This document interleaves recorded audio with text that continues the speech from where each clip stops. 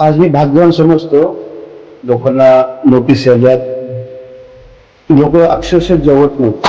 लोकांच्या जे घर आहेत, जे गरजेपोटी बांधलेले आहेत, त्यांना मला कसं गणेश नाईक साहेब यांच्या माध्यमातून वाचवता येईल, तो पहिला माझा त्या गोष्टीसाठी माझा प्राधान्य आहे. जे इमारतीवरती कारवाई करत असताना आम्ही संपूर्ण लाईव्ह दाखवलेलं आहे. त्यावेळची जे इथले नागरिकांची जे आक्रोश होता, परीक्षा सुरू असताना सिडकोने जे करत असलेली कारवाई आणि तुम्हाला देत असलेला जो हात, जनतेने जे बांधलेले गरजेपोटी घर, ते तुम्ही कशा पद्धतीने वाचवणार आहात? काय आम्ही कोर्टात पण याची लढाई लढणार आहे.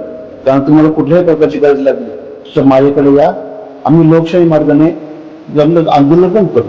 कुठल्याही पद्धतीने आम्हाला त्यांना वाचवण्याचा 100% प्रयत्न राहील. वाटर गटर मित्र हे तरी मूलभूत जे प्रश्न आहेत, त्याच्या पलीकडे सध्याचा जे प्रश्न जे तुम्ही सोडवणार आहात, कुठल्या डोळ्याचं म्हणायचं? माझे आजोबा हे स्वातंत्र्य सैनिक होते. ते गरीब लोक होती, कारण जमीन जात घर बांध, तुला जेव्हा पैसे देतो मला जे आजोबांचे शिकवण, कोणा अन्याय करू नका, पण अन्याय सहन करू नका. मी जेवढं शक्य तेवढी गरिबांना मदत कर. मी नागरिकांचा आभार मानतो की त्यांच्या अशा मुलं आणि त्यांचं एवढं प्रेम बघितलं मी, माझं पण अक्षरशः मन बनवलं आणि मला आता डबल एनर्जी आली त्यांचं काम करण्याची.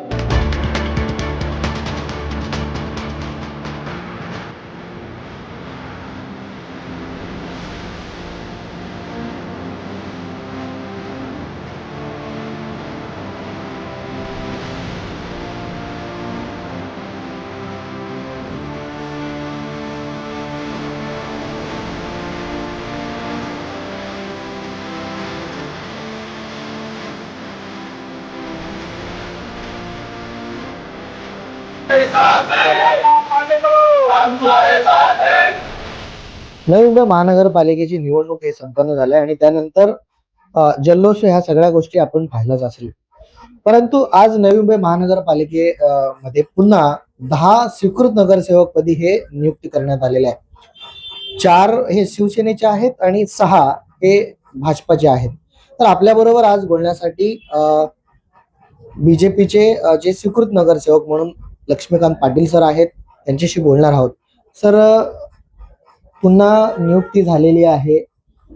सर्वात प्रथम तर तुमचं अभिनंदन, कारण इथले जनतेचं जे मनातलं होतं ते झालं असं आम्हाला बाहेर पाहायला मिळालं. काय सांगणार आहात सर?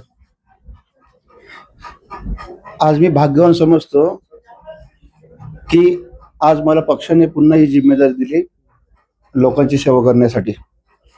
मी आता जे माझे तर तुम्ही वातावरण बघितलंच असेल, किती लोक पॅनिक झाले आहेत, लोकांना नोटीस आल्यात, लोक अक्षरशः जेवत नाहीत.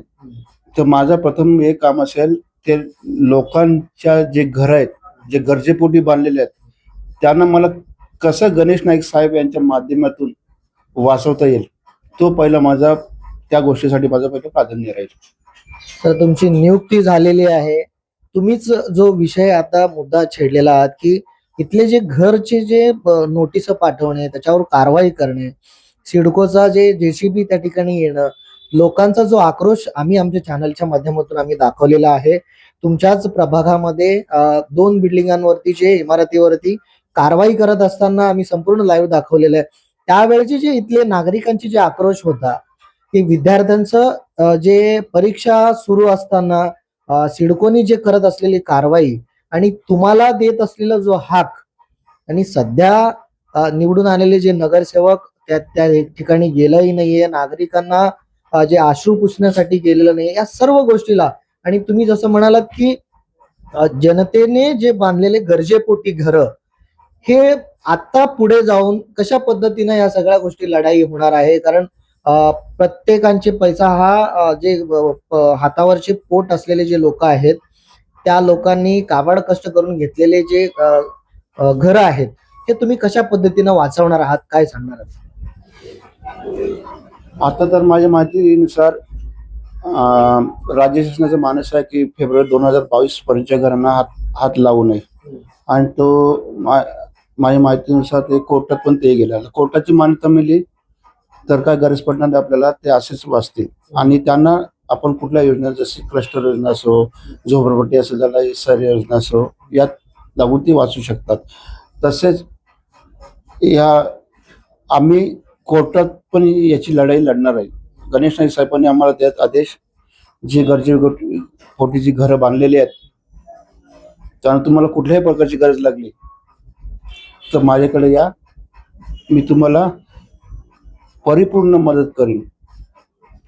सर, सिडकोचे जे अधिकारी आहेत वारंवार येऊन जे तुम्ही जसं म्हणताय की गरजेपोटी घरं आहेत त्याच्यावर कारवाई करताना कुठेतरी काय म्हणजे त्यांच्याकडे असलेला जो पॉवर आहे पॉवरचा दुरुपयोग करतात असं वाटतं तुम्हाला? नाही, याच्यावर मी जास्त काय बोलू शकत नाही. ते त्यांचं काम करत राहतील, आम्ही आमचं काम करत राहू. आम्ही लोकशाही मार्गाने जमलं आंदोलन पण करू, कोर्टाचा मार्ग पण अवलंबू, पण कुठल्याही पद्धतीने आम्हाला त्यांना वाचवण्याचा 100% प्रयत्न राहील.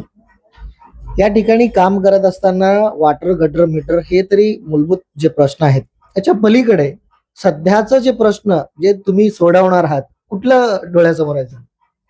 साहजिकच माझ्या लोकांची गरजेपोटीची घरं बांधल्यात, ती झोपडपट्टी असो, गावगावठांच्या बाहेरची असो, आपले प्रकल्पग्रस्तांची असो, हे सर्व घरं वाचवण्यात माझं जास्त इंटरेस्ट असेल. प्रत्येक नागरिकांना तुम्ही पर्सनली जसं की हॉस्पिटलचा असेल अगदी आर्थिक सुद्धा तुम्ही त्यांना मदत करता असं इथल्या नागरिकांचं म्हणणं आहे. संपूर्ण जे प्रेरणा तुम्हाला येते हे कुठून येईल? माझे आजोबा हे स्वातंत्र्य सैनिक होते, त्यांच्याच तालमीने तयार झालेला आहे. आणि माझ्या आजोबांनी माझ्या किती लोकांना, जे गरीब लोक होती त्यांना जमिनीला जा, घर बांध, तुला जेव्हा पैसे देतो मला दे, हे आजोबांचे शिकवण. आजोबा म्हणजे एक वारकरी पण होते, पहिले इथले वारकरी, घरचे दिंडी पण त्यांनी सुरुवात केली. आम्हाला मग आध्यात्मिक पण वारसा आहे.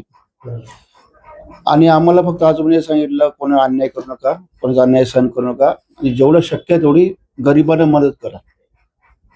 पुन्हा तोच प्रश्न आणि शेवटचा, नागरिकांना काय सांगणार? मी नागरिकांचा आभार मानतो की त्यांच्या आशीर्वादामुळे आणि त्यांचं एवढं प्रेम बघितलं मी, माझे पण अक्षरशः मन भरून आलं. आणि मला आता डबल एनर्जी आली त्यांचे काम करण्याची. धन्यवाद सर्वांना. खूप खूप धन्यवाद सर. तर अशा पद्धतीने एकंदरीत जे स्वीकृत नगरसेवक आहेत त्यांच्याशी आपण बोलत आहोत. आणि एकंदरीत ह्या घनसोली प्रभागामध्ये जे नागरिक ज्या वेळेला आम्ही या ठिकाणी आलो, लोकांचे मन भरून आलेलं होतं. त्यांच्या डोळ्यातून आनंदाचे अश्रू सुद्धा आम्हाला पाहायला मिळाले आहे.